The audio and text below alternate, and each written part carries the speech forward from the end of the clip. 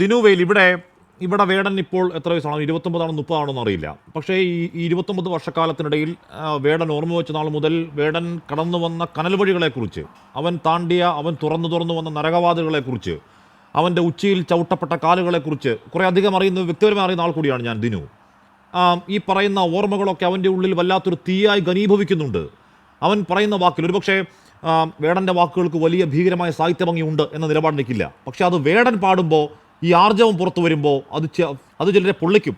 ആ പൊള്ളലല്ലേ ഈ ശശികലയുടെയും RSSന്റെ മുതിർന്ന നേതാവിൻ്റെയും രൂപത്തിലൊക്കെ NR മധുവിൻ്റെ രൂപത്തിലൊക്കെ പുറത്തേക്ക് വരുന്നത്. ദിനു, തീർച്ചയായിട്ടും അതെ. എനിക്ക് തോന്നുന്നത് ഇതിൽ ഒന്നാമത്തെ ഒരു പ്രശ്നം എന്ന് പറഞ്ഞു കഴിഞ്ഞാൽ, എനിക്ക് തോന്നുന്നു ശശികല എന്ന് പറയുന്ന വ്യക്തിയൊക്കെ ഈ കളിക്കുടുക്ക, ബാലരമ ഇത്തരം പുസ്തകങ്ങളൊക്കെ വായിച്ചുകൊണ്ടിരിക്കുന്നതൊക്കെ മാറ്റി, അല്ലെങ്കിൽ തെറിയുടെ പുസ്തകങ്ങളൊക്കെ മാറ്റി വെച്ചുകൊണ്ട് മിനിമം ഒരു ചരിത്ര പുസ്തകങ്ങളൊക്കെ വായിച്ച് തുടങ്ങിക്കഴിഞ്ഞാൽ ഇത്രയും മണ്ടത്തരങ്ങൾ പറയില്ല എന്നാണ് ഞാൻ വിശ്വസിക്കുന്നത്. എന്താണ് പട്ടികവർഗ വിഭാഗങ്ങളും റാപ്പും തമ്മിലുള്ള ബന്ധം എന്നൊക്കെയാണ് ഇവർ ചോദിക്കുന്നത്. ഒരു മിനിമം ചരിത്രബോധമുള്ള ഒരു അധ്യാപിക ഒരു കാരണവശാലും ഈ പരാമർശം നടത്തില്ല. കാരണം റാപ്പ് മ്യൂസിക്കിൻ്റെ ഒറിജിൻ എന്ന് പറയുന്നത് തന്നെ വളരെ കൃത്യമായി ലോകരാഷ്ട്രങ്ങളിലെ മാർജിനലൈസ് കമ്മ്യൂണിറ്റിയിൽ നിന്നാണ് ഉണ്ടായിട്ടുള്ളത്. ആഫ്രിക്കൻ കമ്മ്യൂണിറ്റിക്കിടയിലുള്ള ഗ്രിസ്റ്റ് സമ്പ്രദായത്തിൽ നിന്നാണ് യഥാർത്ഥത്തിൽ ഹിപ്പ് ഹോപ്പിൽ നിന്ന് ഈ പറയുന്ന റാപ്പ് മ്യൂസിക്കിൻ്റെ ആവിർഭാവം എന്ന് പറയുന്നത്. ഇന്ത്യയിലെ റാപ്പ് മ്യൂസിക്കിൻ്റെ ചരിത്രം നമ്മൾ പരിശോധിച്ച് കഴിഞ്ഞാൽ ഏറ്റവും അധികം മഹാരാഷ്ട്രയിലെ അംബേദ്കറൈറ്റുകളാണ് റാപ്പ് മ്യൂസിക്കിനെ ഇന്ത്യക്കകത്ത് വളർത്തിയെടുത്തിട്ടുള്ളത്. മഹിഗാനി, ഹരീഷ് കാംബ്ലെ, റാപ്പ് തോളി, സുമീത് സമൂസ് അടക്കമുള്ള ആളുകൾ. സ്വദേശി മൂവ്മെന്റ് എന്ന പേരിൽ മുംബൈയിൽ അഖിലേഷ് സുത്താർ തുടങ്ങിയിട്ടുള്ള മൂവ്മെന്റുകൾ. അറിവ് സൺഡേ സേവും എന്ന് പറഞ്ഞ CA NRC സമരം നടന്ന സമയത്ത് നായാറ് നീയാറ് ഉൻപാത്താൻ എന്തോ ഒരു തോണ്ടിയെടുക്കുമ NRC എന്ന് പറഞ്ഞ NRCക്കെതിരെ നടത്തിയ സമരം. ER അയ്യർ എന്ന് പറയുന്ന റാപ്പർ എക്ലെ ചലോരെ എന്ന് പറഞ്ഞുകൊണ്ട് കർഷക തൊഴിലാളികൾക്ക് ഐക്യദാർഢ്യം പ്രകടിപ്പിച്ച് നടത്തിയ റാപ്പ് മ്യൂസിക്. ഇതെല്ലാം ദളിത് ബഹുജൻ സമൂഹങ്ങളാണ് ഇന്ത്യക്കകത്ത് റാപ്പ് മ്യൂസിക്കിനെ വളരെ കൃത്യമായ ഒരു പൊളിറ്റിക്കൽ ടൂളാക്കി മാറ്റിയിട്ടുള്ളത്. ഇവരുടെ ബേസിക് ആയിട്ടുള്ള പ്രശ്നം എന്താ? കാലാകാലങ്ങളായി ബ്രാഹ്മണിക് ശക്തികൾ നമ്മളോട് പറഞ്ഞിട്ടുള്ളത് എന്ത് പാടണം, എന്ത് പറയണം, എന്ത് ചെയ്യണം, എന്ത് തൊഴിലെടുക്കണം, ഇതൊക്കെ നിശ്ചയിച്ചിട്ടുണ്ടായിരുന്നത് ബ്രാഹ്മണിക്കായിട്ടുള്ള ഫോഴ്സസ് തന്നെയായിരുന്നു. ഇന്ന് അവർക്ക് ആധുനിക ജനാധിപത്യ രാജ്യത്ത് പലപ്പോഴും അതിന് സാധിക്കില്ല.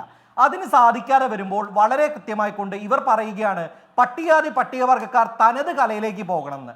നിങ്ങളാണോ ഞങ്ങൾ എന്ത് ചെയ്യണമെന്ന് തീരുമാനിക്കേണ്ടത്? നോക്കൂ, ഇംഗ്ലീഷ് ഗോഡസ് എന്ന് പറഞ്ഞുകൊണ്ട് ഉത്തർപ്രദേശിലെ ബാങ്കയിൽ ദളിതരും ആദിവാസികളും ചേർന്ന് ഒരു ഇംഗ്ലീഷ് ദൈവത്തെയാണ് സൃഷ്ടിച്ചത്. ഞങ്ങൾ ഇവിടെ ലോക്കൽ കാര്യങ്ങൾ ചെയ്യാൻ നിൽക്കുന്ന മനുഷ്യരല്ല. നിങ്ങൾക്ക് വേണ്ടി മാനുവൽ സ്കാവഞ്ചിങ് ചെയ്യാനല്ല ഞങ്ങൾ നിൽക്കുന്നത്. ഞങ്ങൾ നിൽക്കുന്നത് അന്താരാഷ്ട്ര തലത്തിലുള്ള മ്യൂസിക്കിലേക്ക് അലിഞ്ഞു ചേരാൻ വേണ്ടിയിട്ടാണ്.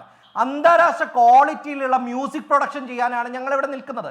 അപ്പോൾ തീർച്ചയായും റാപ്പ് മ്യൂസിക് അടക്കമുള്ള കീഴാള വർഗ്ഗങ്ങളിൽ നിന്ന് വർക്ക് ചെയ്തു വന്നിട്ടുള്ള മ്യൂസിക് പ്രൊഡക്ഷനുകൾക്ക് ഒപ്പം നിന്നുകൊണ്ട് തന്നെയാണ് ഞങ്ങൾ മാറുക.